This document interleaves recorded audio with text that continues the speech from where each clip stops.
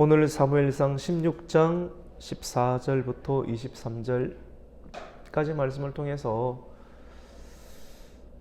성령의 연주자가 되라라고 하는 제목으로 우리가 은혜를 받고자 합니다.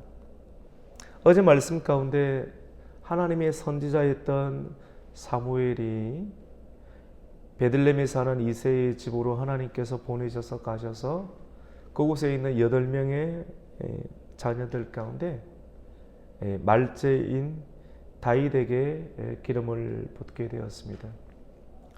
왕을 세운다라고 하는 것이죠. 이 기름 부음. 기름 부음이란 의미는 원래 의미는 메시아, 우리가 예수 그리스도를 메시아라고 하잖아요. 메시아는 히브리어고 구약 시대의 언어고, 그리고 그리스도라고 하는 것은 신약 시대의 언어인 그릭 언어로 된 헬라어 똑같은 말입니다. 기름 부음을 받은 자가 메시아 또 예수 그리스도를 뜻하는 것이죠. 이 고대 시대의 기름 부음은 왕이나 선지자, 제사장에게 이렇게 부었는데 곧 그 말은 그리스도라고 하는 것은 바로 왕의 직분을 감당하고 선지자의 직분과 또 제사장의 직분을 함께 동시에 감당하는 왕 중의 왕이요 제사장 중의 제사장이요. 우리 히브리서를 배우고 있기 때문에 제사장이라는 의미를 이해하시죠. 또 하나님 말씀을 가르치는 선지자다라고 이렇게 말을 할 수 있습니다. 사울은 선지자로부터 기름 부음을 받았지만도 하나님의 감동을 계속해서 무시하는 거예요. 존중하지 않는 거예요. 하나님께서 보내주시는 성령의 감동을 계속해서 거부하는 거예요. 성령은 하나님의 뜻에 참여하게끔 하는 인격적인 하나님의 성령이신데 7일간 기다리지 못하고 제사장, 선지자가 해야 될 일들 가운데 자기가 이렇게 들어가 버리고 하나님의 일들을 깨어버리는 것이죠. 그리고 아말렉을 진멸하라 라고 하는 하나님 말씀을 온전히 순종하지 않고 불순종하고도 하나님의 책망이 있을 때 끝까지 다른 사람 핑계, 백성들이 핑계를 대면서 책임을 전가하고 회개하지 않으니까 하나님의 성령의 역사가 그에게서 계속해서 유지될 수가 없는 것입니다. 그래서 우리는 어제의 말씀 가운데 기름 부음을 유지하라. 기름 부음을 유지하는 것은 하나님과 친하게 지내는 것이고 하나님의 성령의 감동을 계속 존중하고 해서 하나님의 뜻이 계속 들어올 수 있도록 유지해야 되는데 계속 거부하고 회개하지 아니하고 책임을 전가하고 핑계하는 일들을 하면 어떤 일이 일어나는가? 결국은 하나님의 성령이 그에게서 떠나가는 일들이 일어납니다. 오늘 우리는 16장 14절을 보는데 여호와의 영이 사울에게서 떠나고 이렇게 말씀을 합니다. 유진 피터슨이라는 사람은 오늘 우리가 읽고 있는 개역 개성의 성경의 내용을 하나님의 성령이 떠나고 언제 떠났는가를 하면 다윗에게 기름 부음을 부었을 때 그때 사울에게 있던 하나님의 영이 급하게 떠나서 기름을 붓고 있는 그 다윗에게로 옮겨갔다라고 이렇게 번역을 합니다. 그 사람에게서 하나님의 영이 주재하고 또 충만하게 임해야 되는데 하나님의 영이 떠나게 되면 사람의 영혼이 떠나면 바로 그 자리에서 죽죠. 그때부터 바로 썩습니다. 하루만 지나도 냄새가 나고 썩습니다. 3일이 되면 완전히 썩어버리는 것이죠. 마찬가지로 하나님의 영이 사람에게서 떠나게 되면 하나님의 영은 살리는 영이지만도 하나님의 영이 떠나게 되면 그 사람에게서는 악령이 들어가게 됩니다. 말씀을 계속 잘 듣고 기도 시간에 기도하고 하나님과 함께하는 일들을 하면 하나님의 성령이 계속 유지될 수 있는데 하나님의 뜻을 거부하게 되면 악령이 그 사람에게서 지배하게 되죠. 참 끔찍한 일입니다. 성령이 사람에게 있어야 되죠. 그래서 오늘 14절에 보면 하나님의 영이 사울에게서 떠나고 여호와께서 부리시는 악령이 그를 번뇌하게 한지라라고 이렇게 말합니다. 번뇌한다.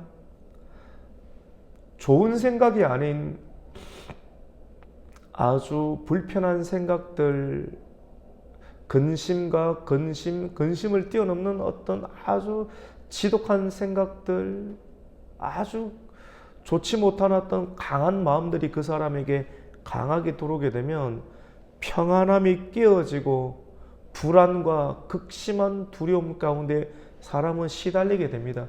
이것을 두고 번뇌라고 하는 것이죠. 우리는 오늘 찬양을 불렀잖아요. 하나님이 찬양을 하면 평안함이 있고, 사람 평안함이 없으면 번뇌하게 돼요. 사울은 이렇게 번뇌에 시달리게 되었는데, 사울 주변에 있는 신하들이 사울을 보면서 보필하면서 너무너무 힘들어하는 거예요. 뭐 예를 들어서 아침에는 좋은데 한 점심쯤 되면 사람이 막 눈이 갑자기 돌아가면서 극심하게 몸을 뜬다든지, 뭐 구석으로 들어간다든지, 아니면 들고 있는 어떤 집게들을 막 던져버리는, 아무것도 아닌데 뭐 화를 확 강하게 내는 그런 일들. 아침에는 괜찮고 저녁에는 좋지 않은, 뭐 어떻게 보면 오늘 현대적인 언어로 한다면 조울증과 같은 어떤 마음들. 사람이 언제 어떤 사고를 칠지 알 수 없는 어떤 상황들이 있죠. 이런 상황들, 오늘날 같으면 신경 치료로 가능하잖아요. 신경 전달 물질인 그 항우울제인 뭐 세로토닌이라든가 아니면 도파민, 이런 부분들을 이렇게 외부에서 주사를 넣어서 또 약물을 통해서 공급을 받게 되면 사람이 좀 안정감을 가지게 되잖아요.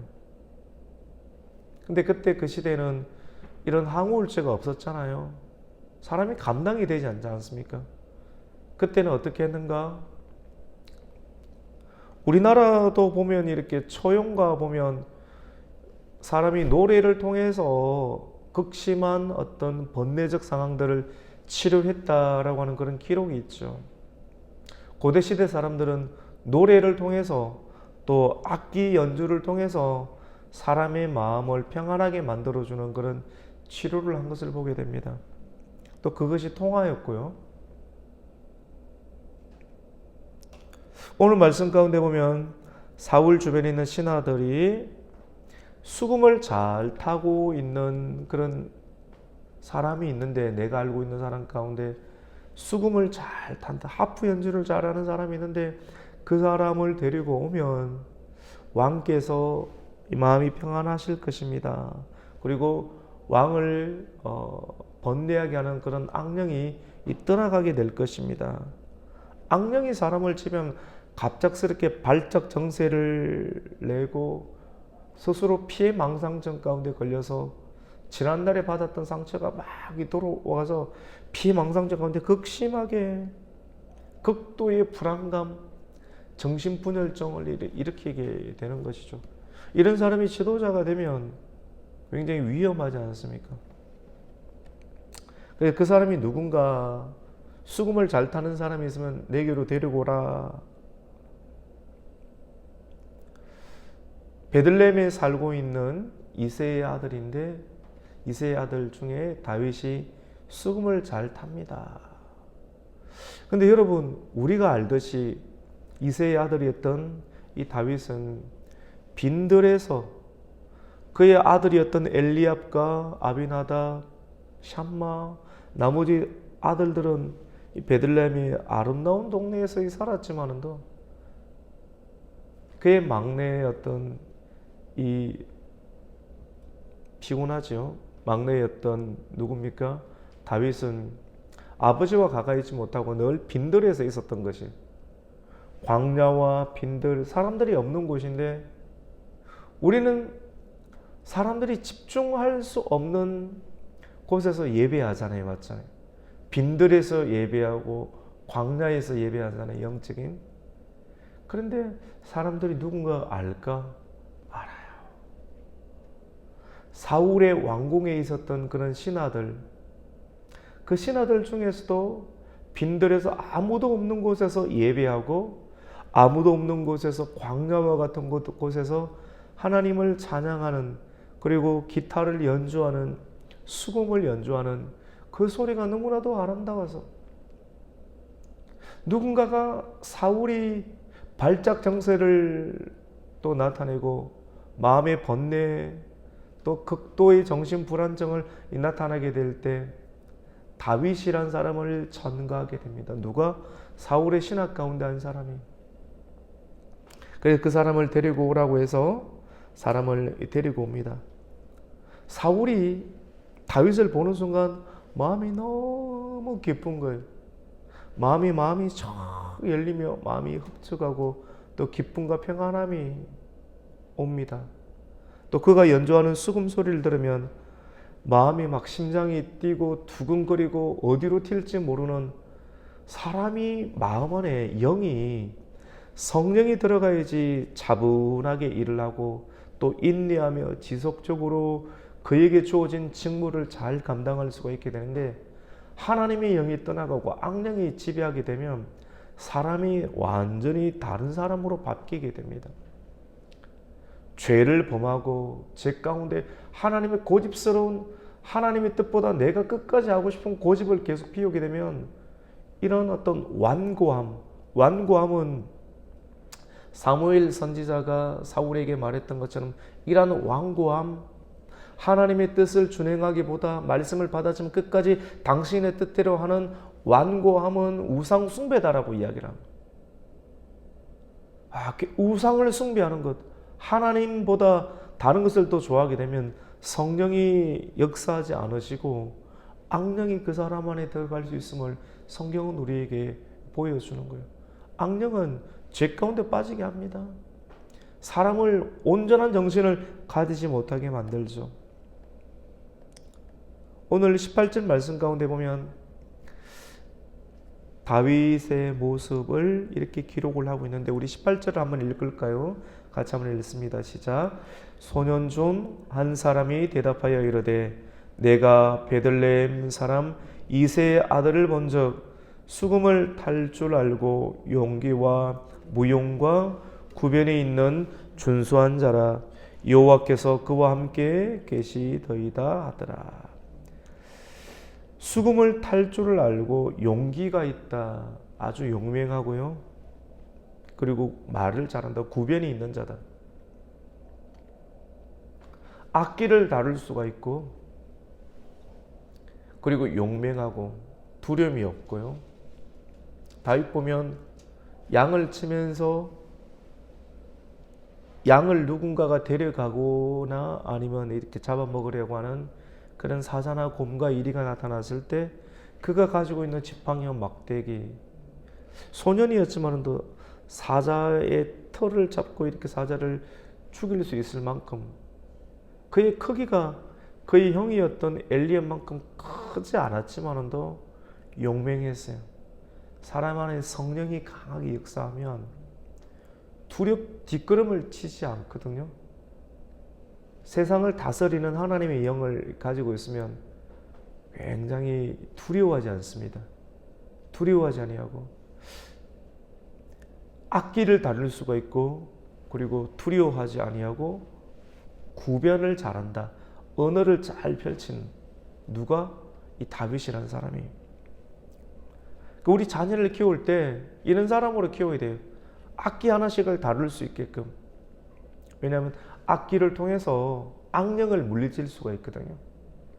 그리고 많은 사람들 가운데 악기 소리를 통해서 사람들을 하나로 또 집중할 수 있게 되고, 여러 가지 분열된 마음을 악기를 통해서 함께 노래를 부르고 리더십을 펼치는 거예요. 그 노래는 사람 영혼을 치료하는 노래. 악기를 다루는 사람 마음 가운데 성령이 있으면 그 성령의 연주를 통해서 많은 사람들을 평안하게 해주고 또 하나님을 높일 수 있도록, 그리고 용기 있게 하나님을 예배하고 또 그가 맡은 빈들에서 하나님을 찬양하는 하나님의 사람, 그 사람이 바로 다윗이었습니다. 사울은 다윗을 보고 너무 마음에 들었어요. 그래서 오늘 21절에 보면 다윗이 사울에게 갔을 때 그 앞에 모셨으며 사울이 그를 크게 사랑하여 눈에 쏙 드는 거예요. 그래서 자신의 무기를 드는 자로 삼았다. 사울이 다스리는 시대 가운데 무기는 그 시대 가운데 요나단, 그의 아들이었던 요나단과 사울밖에 없었어요. 오늘날의 무기는 뭐 많이 이렇게 사용할 수 있지만도 블레셋 사람들이 그걸 내어주지 않았습니다. 뭐 예를 들어서 지금 오늘날 핵은 만들 수 있는 기술이 있어도 핵을 허락을 해주지 않는 것처럼 블레셋 사람들이 이스라엘 사람들을 두려워해서 여러 가지 이렇게 대장간을 허락해주지 아니었다는 그런 성경의 구절들을 우리가 확인하고 또 발견할 수가 있게 됩니다. 이스라엘 나라 가운데 사울과 요나단밖에 없었던 것이죠. 그래서 요나단이 그의 무기든 자와 함께 블레셋 진영을 쳤던 내용들을 우리는 보았죠. 그래서 다윗을 보자마자 사울이 무기가 무거워요. 그 평소 때는 무기를 들어주는 사람, 비서가 항상 따라다니는 겁니다. 거의 최측근이죠. 신뢰할 수 있는 사람, 가장 믿을 수 있는 사람. 무기를 주었는데 무기를 들고 도망을 가든지 아니면 자기를 찔러버리면 안 되잖아요. 대화 통할 수 있는 수준이 있고 학식이 있고 무기를 들 만큼 힘이 있고 무기를 구사할 수 있고 그리고 그를 충성할 수 있는 충성의 관계에 있는 사람, 그런 사람에게 비서실장과 같은 이런 무기를 드는 사람의 역할을 주는 거예요. 사울은 다윗이 너무나도 마음에 들었고 속 마음에 들었던 것이죠.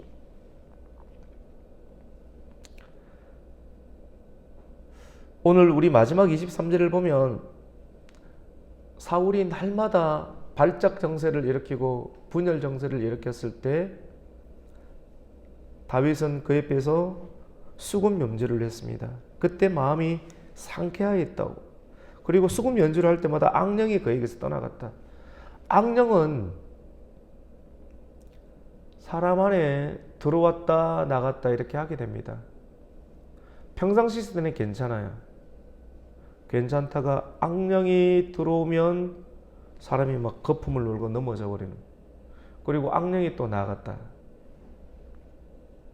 이것은 어떤 것을 뜻하냐면 늘 있는 것이 아니라 언제든지 들어왔다. 그 집의 주인인 거예요. 귀신은 사람의 가정평하는 곳이 사람의 몸 안입니다. 다 집을 짓기를 원해요. 그래서 하나님께서는 사람을 만드실 때 너희가 성령의 전이 되어라. 우리 안에 하나님의 성령을 모시지 아니하면 악령이 들어오게 됩니다. 몸이 집이거든요. 하나님의 집으로 만들지 아니하면 사단의 영이 그 사람 안에서 다스리게 되고 주재하게 됩니다. 우리 마지막 23절을 한번 읽겠습니다. 시작. 하나님께서 부리시는 악령이 사울에게 이를 때 다윗이 수금을 들고 와서 손으로 탄적 사울이 상쾌하여 낫고 악령이 그에게서 떠나더라. 그래서 우리가 교회를 오는 것, 그러면 성령이 있는 사람이 있고 악령이 있는 사람, 조금 무서운 이야기처럼 보이는데 이것이 영적 세계예요. 영적 세계를 알 필요가 있습니다. 절차를 거칠 필요가 있죠. 너무너무 쉽게 살아가면 쉬운데 교회에 오고 성경을 읽고 고백하고 회개하고 말씀을 듣는 과정들을 통해서 하나님이 주 영이 들어갈 때 이런 과정들을 통해서 마음의 상쾌함이 있습니다. 쉽게 존중하는 마음도 없이 그냥 말씀을 듣는다. 어쩔 수 없을 때는 가능하죠. 근데 마음을 다하고 정성을 다해서 하나님을 예배해야지만이 하나님의 영이 우리를 다스릴 수가 있게 됩니다. 하나님이 부리시는 악령이 사울에게도 들어오고요. 다윗에게도 악령이 들어왔어요. 하나님의 도우심으로 잘 되었을 때 한번 사람이 마음을 놓으면요, 악령이 들어가게 되면 교만하게 됩니다. 악령이 들어가면 사람이 교만하게 되고, 교만할 때 악령이 강하게 또 역사하게 되고요. 그래서 하나님의 악령이 다윗을 쳐버리게 되니까 다윗이 교만하게 인구조사를 했던 것을 보게 되죠. 악령은 누구에게든지 들어갈 수가 있습니다. 베드로에게도 악령이 들어가고요. 모든 사람에게 악령이 들어갈 수가 있습니다. 하나님을 존중하고 하나님을 믿음을 가지고 정직히 하나님을 행하게 될 때, 어제 우리 수요일 말씀 가운데서도 요아스 왕이 여호야다가 살아있을 때는 정직히 행했다. 하나님의 뜻을 추구했지만도 강한 어떤 사람이 있으면 그 강한 힘에 의해서 눌려서 정직한 길을 가게 되는데, 그 사람이 없으면 안에서 꿈틀거리는 것들이 일어나서 죄 가운데 범하게 되죠. 예수님에게도 악령이 와서 예수님을 시험합니다. 예수님 안으로 들어오려고 하는 거예요. 그런데 예수님 안으로 들어올 수 있나요? 말씀이 강하게 밀어내버리니까, 기록된 하나님의 말씀으로 악령의 역사를 물리쳐버리니까 모든 시험을 이기셨던 것을 보게 됩니다. 예수님에게도 덤비는데 여러분에게 안 덤빌 것 같아요? 사울 왕에게 악령이 들어가고 다윗에게도 충동하고, 절대로 교만할 수가 없어요. 교만한다라고, 겸손이라는 것은 늘 말씀과 기도, 찬송 일하지 않으면 사람이 막 힘이 없어요. 예배 시간에 힘이 없는 거예요. 다른 거 할 때는 힘이 있는데 주의해야 돼요. 그 예배 시간만 되면 잠이 오는 사람들이 있습니다. 주의해야 돼요. 습관적인 거거든요. 말씀을 듣지 못하게 만드는 거예요. 목사님 아들이라고 괜찮나요?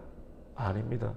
수십 년째 목사님 아들이랄지라도 하나님과의 단독적인 자리 가운데 서고 하지 않으면, 왜냐하면 제가 목사님 아들로 오랫동안 살아봤잖아요. 예배 시간만 되면 잠 오는 거예요. 악령이 강하게 지배하는 거예요. 하나님의 부름을 받고 거기서 깨어나올 때까지 지배당하는 겁니다. 찬송 부르고 기도 다 해요. 그거하고 상관없어요. 그거는 사람들의 눈치나 상황 때문에 길들여지는 건데, 얼마나 폭발적으로 전심으로 하나님께 나아가는가.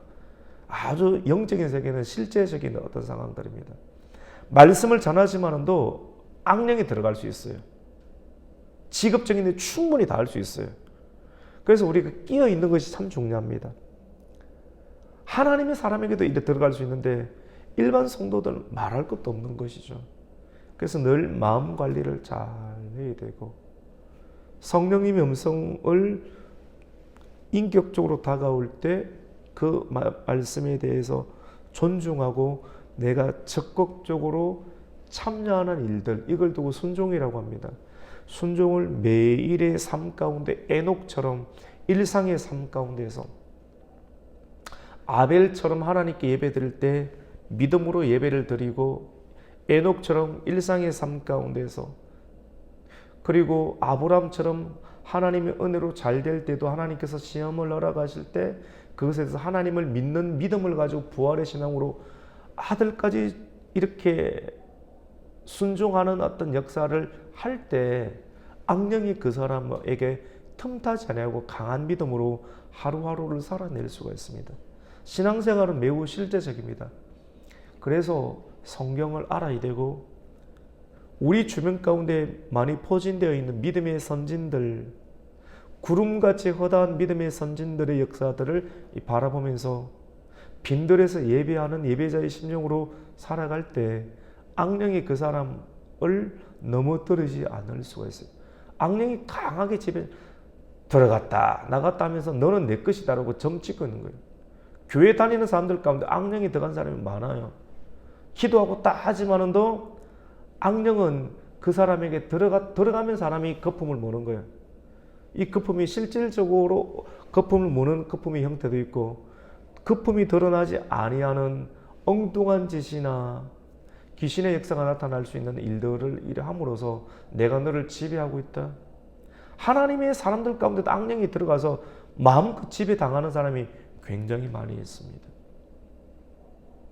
그래서 오늘 특별히 이 여호와의 영 성령과 그리고 악령의 상황들이 오늘 다윗과 사울의 예를 통해서 드러나고 있는 장면을 통해서 우리가 날마다 말씀과 또 기도에 집중하고 하나님을 존중하는 일들, 찬양하는 일들을 통해서 하루하루의 삶들이 악령을 이겨낼 수 있는 인생, 그리고 하나님께서 성령을 우리에게 주심으로 마음이 상쾌해지고 마음에 악한 마음들 그리고 번뇌하는 마음이 들 때 찬송을 하세요. 죄에서 자유를 얻게 함은 보혈의 능력이 굉장히 강해요. 그래서 마음에 어떤 강한 어떤 악령의 생각들이 우리 안에 들어올 때 제가 해보니까요, 실질적으로 이렇게 귀신 들린 사람들을 치유할 때도 이 찬양을 사용했을 때 악령의 역사가 떠나갔던 그런 경험들이 있습니다. 그래서 찬송은 힘이 있어요. 하나님을 사모하는 마음을 하나님께 집중해서 찬송을 부르고 또 축복하고 했을 때, 기도했을 때 악령이 떠나가는, 사울의 하프 연주, 수금 연주를 통해서 사울을 다스리고 있는 악령이 떠나가는, 근데 다시 또 와요. 사람을 계속 번뇌하게 하는 거예요. 그래서 우리 주변 가운데 있는 어떤 악령의 역사들을 하나님의 예배와 또 기도와 또 성령에 이끌리는 그런 찬송을 통해서 몰아내고 이겨내는 그런 하나님의 성령의 도구가 되시기를 예수 그리스도 이름으로 축원합니다. 아멘. 하나님 아버지 감사를 드립니다. 하나님, 악령의 역사를 이길 수 있는 하나님의 사람이 되게 해주시옵소서. 우리의 예배 시간, 우리의 의지하고 상관이 없습니다. 습관적으로 다가옵니다. 우리의 예배 시간은 너무나도 소중합니다. 하나님 말씀을 듣는 시간, 예배의 시간, 그것은 누구나 할 것 없이 찾아오게 됩니다. 깨어 있어야 됩니다. 이 말씀을 우리가 굉장히 의미 있게 받아들이게 해주시고, 하나님 말씀을 듣는 시간, 예배하는 시간, 기도하는 시간, 찬송을 통해서 우리 안에 하나님을 더욱더 충만하게 모셔드리게 해주시고, 하나님의 성령을 우리가 받음을 통해서 우리의 가족과 우리의 주변의 많은 사람들을 치유하고 회복시키는 하나님의 성령의 도구와 성령의 연주자가 될 수 있도록 주님 역사하여 주시옵소서. 예수님의 이름으로 기도드립니다. 아멘.